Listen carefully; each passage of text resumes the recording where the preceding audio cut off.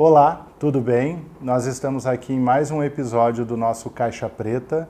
Nesta primeira temporada nós estamos falando sobre psicologia organizacional. Estamos trazendo aqui convidados para ouvir os seus relatos a respeito das diversas áreas que possam englobar esse assunto da psicologia. E hoje eu trago como nosso convidado Isaac Neves, 21 anos, estudante da UFSM no 8º semestre da Engenharia Civil. Olá, Isaac, tudo bem? Tudo bem, Jefferson. É um prazer recebê-lo aqui. Nesse episódio do nosso Caixa Preta, nós vamos falar a respeito do desafio dos estudantes universitários entre a relação entre a formação e a inserção no mercado de trabalho. Então nós convidamos o Isaac para estar falando um pouco da sua experiência, né, Isaac? E eu gostaria inicialmente de já sair te perguntando, né, como é que foi para ti a escolha do curso? Certo. Foi em 2016, na verdade, eu já tinha decidido desde 2014, quando eu estava no primeiro ano do ensino médio. Mas eu posso dizer que, assim como a grande maioria dos jovens da minha idade, do ensino médio, não foi uma escolha, assim, com muita consciência do que se estava fazendo, né? Eu não digo, assim, que foi um erro de maneira nenhuma, mas nós, como adolescentes, naquela entrada no ensino médio e começa, então, aquelas cobranças de passar no vestibular e fazer as provas e garantir um futuro, é sempre muito difícil se ter uma boa noção do que realmente se quer nessa idade. Eu acredito que todos, assim, que estão nessa faixa etária concordam, né, nesse quesito. Então eu escolhi a engenharia principalmente por enxergar nela uma oportunidade, enxergar nela um bom futuro. Então foi uma escolha, por assim dizer, primeiramente muito no ramo profissional, não foi por amor. Foi porque eu consegui enxergar uma oportunidade de unir o útil ao agradável. Eu sempre tive uma facilidade com matemática e sempre gostei de uma matemática aplicada. E por causa disso eu pensei, na engenharia eu posso aplicar a matemática do jeito que eu gostaria de fazer numa área que é uma área muito abrangente, que tem um mercado que cresce cada vez mais. Na época, em 2014, quando eu tomei essa decisão, era um pouco antes de começar a crise econômica, então se tinha assim um grande progresso dentro da área da engenharia civil que não se repetiu mais nos anos posteriores, mas naquela época era uma área assim, que dava muito mais campo do que se dá hoje. E era uma área que estava em falta no país, né, segundo os meus professores. Sim. E com isso eu pensei, eu posso arranjar aqui, nessa oportunidade de tentar a engenharia civil, ser útil, né, servir o país, servir as pessoas de uma maneira adequada, com algo que eu entendo a matemática aplicada no momento e posteriormente estudar a engenharia de fato, algo que eu poderia fazer e também me dar bem com isso, garantir um futuro com isso. E posteriormente começar a gostar daqueles ramos da engenharia que eu achar que realmente combinam mais comigo. E hoje eu conheço esses ramos, inclusive, né? Eu entendo quais ramos são esses. No começo foi uma escolha difícil, quando eu entrei na faculdade eu sofri bastante assim para me acostumar, mas hoje eu já estou muito mais habituado, né, à área da engenharia civil. E pouco a pouco nós vamos aprendendo mais, né, na faculdade e depois. Isaac, tu entrou com quantos anos ingressou na universidade? Eu ingressei na universidade com 16 anos. 16 anos? Recém-feitos, aliás. E aí, como é que foi esse desafio? Porque tu era aliás, tu é bem jovem, mas entrou mais jovem ainda, né? Como é que foi isso, assim, tu sentiu alguma dificuldade por conta da idade, enfim, né? Porque é um ambiente novo, tu estava acostumado com o ensino fundamental, ensino médio, e aí de repente abre-se um outro mundo, né? Como é que foi isso para ti? Sim, eu sempre eu sempre estive sendo o mais novo das classes que eu fiz parte, até mesmo no colégio. Então sempre sentia que os meus colegas eles aprendiam as coisas, aqueles aspectos sociais do colégio mais rápido do que eu, né? O que eu quero dizer com isso, não que eu tivesse uma dificuldade de aprendizado na matéria do colégio, mas sim uma dificuldade de muitas vezes ter uma boa relação com eles por causa dessa diferença de idade. E isso na faculdade foi um baque assim, um pouco grande, porque a grande maioria dos meus colegas na faculdade estavam nos 19, nos 20 anos. A faculdade ela tem essa coisa diferente do colégio, né? Esse aspecto onde pessoas de diferentes idades, de diferentes regiões da vida, né? Pessoas mais velhas, pessoas na meia idade. Isaac, e assim, ó, hoje tu estás no 8º semestre, quase concluindo o curso, né? O teu curso tem 10 semestres. E como é que tu percebe assim, ó, porque os cursos, eles, dentro da carga horária, eles disponibilizam estágios curriculares, né? No teu curso, por exemplo, quantos estágios curriculares tem para a formação?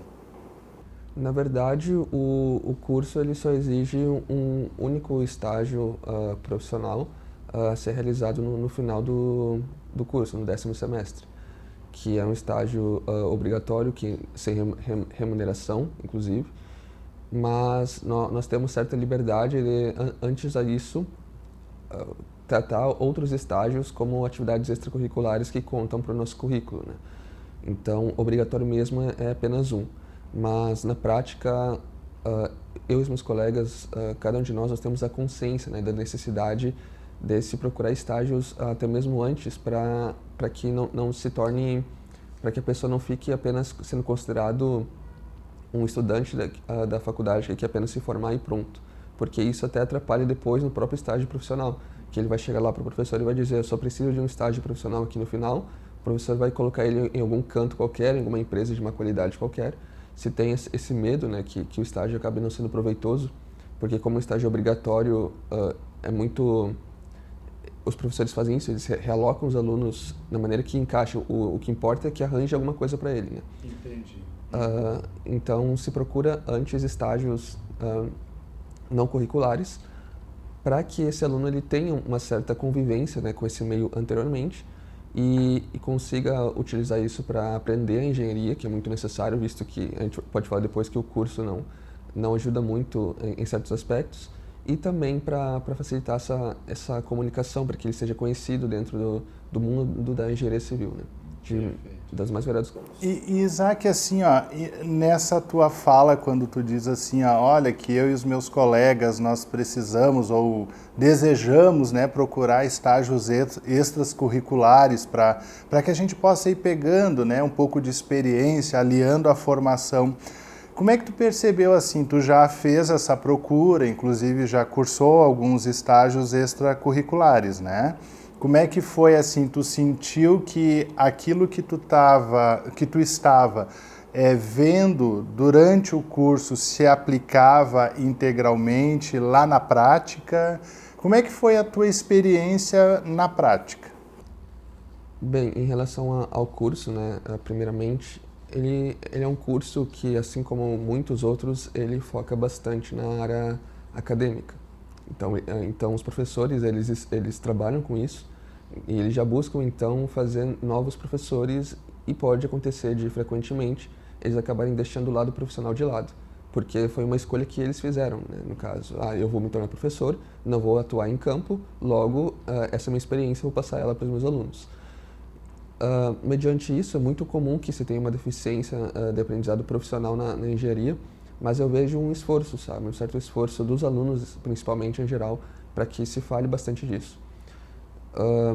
Então, os estágios eles servem para isso, mas também pesquisas, eventualmente, também servem para essas situações e concursos, né, para estagiários também no ramo público. Todos eles acabam facilitando que o aluno ele acabe aprendendo um pouco da engenharia na prática nesses lugares. E eu acredito que assim é bem útil, né? A minha experiência ela provou isso porque nós acabamos de fato enxergando aquilo que realmente importa, que é muito comum que dentro da sala de aula se passe apenas a teoria e se demore para atingir, para ter um exercício disponível que faça com que o aluno entenda como é que funciona no dia a dia. Muitas coisas da engenharia, que é uma área muito dinâmica, realmente só são aprendidas no profissional, só são aprendidas fora das quatro paredes da universidade. E dentro desses estágios extracurriculares, então, tu percebeu que tu teve esta oportunidade de ver esse conteúdo que tem que ser visto extra classe, vamos dizer assim, tu conseguiu, em todas as fases do que eu aprendi, eu consegui ver nos estágios que eu participei? Bem, eu participei, primeiramente, a engenharia ela tem muitos ramos, né? Então, é impossível me formar e estagiar em todos os ramos que existem dentro do meu curso. Eu estagiei na construção civil e também fui voluntário em laboratório e hoje eu estou estagiando na área mais burocrática, né, da legislação da engenharia dentro da prefeitura municipal. Em relação à construção civil, eu acho que ajudou muito os aspectos que eu presenciei dentro da obra, me ajudou muito a entender os processos que eu aprendi em sala de aula dentro das disciplinas que tratam de construção civil. De uma maneira muito melhor, muito mais ampla, de maneira que nem se compara, sabe? Porque quando se tem algo tão prático como é o andar de uma obra, não tem como considerar que uma aula, sobretudo uma aula à distância, que foi a minha realidade nesses últimos 2 anos, consiga suprir isso de uma maneira satisfatória. Então eu enxerguei muitos aspectos como os engenheiros lidam, o dia a dia dos engenheiros, como eles lidam com as planilhas, como eles trabalham com os serventes, com os outros servidores, né, da empresa. E também tratei com cada um desses funcionários, entendi também a realidade deles e como eles enxergam a área da construção civil. Então isso foi realmente foi algo muito amplo, né, muito superior a uma visão limitada da faculdade. Perfeito. A partir dessas tuas experiências do estágio extracurricular, tu falaste que a engenharia tem muitas vertentes ou muitas áreas de atuação, né? Partindo dessas tuas experiências, hoje tu conseguiu, por exemplo, já definir uma área de atuação para depois da formação? E os estágios extracurriculares, eles tiveram alguma influência nessa decisão ou não? Eu acredito que sempre acaba tendo uma influência porque quando nós entendemos certo aspecto da nossa faculdade dentro do estágio, ela acaba se mostrando muito mais simples cada vez que nós temos mais contato com essa área, né? Então é imprescindível que a área que eu acabe estagiando seja uma área que eu tenha uma preferência. E eu acredito que nas áreas que eu trabalhei, não só em estágio, mas também em laboratório e em grupos de pesquisa, são áreas que de fato eu estou mais inclinado a seguir. Então foi a área da construção civil, também a área da mobilidade urbana, a área de legislação e planejamento de cidades. Essas áreas, de fato, eu penso em algo relacionado a elas no futuro. Agora, as outras áreas, por exemplo, que são áreas que eu tive um contato limitado à sala de aula, muitas vezes com professores assim que não ensinaram da maneira muito dinâmica, muito prática, pode criar um distanciamento, né? Pode criar talvez assim como tem no colégio, tem aquela pessoa que tem um pavor de certa matéria, isso também existe dentro da área profissional. A pessoa acaba criando um pavor, muitas vezes, de certa disciplina e acaba ficando longe dela. Mas eu acredito que eu sou bem aberto, né, à mudança no futuro em relação ao emprego e estaria disposto, sim, a estudar novamente essas áreas caso surgisse uma oportunidade de emprego boa que eu me sentisse confortável para seguir. Perfeito.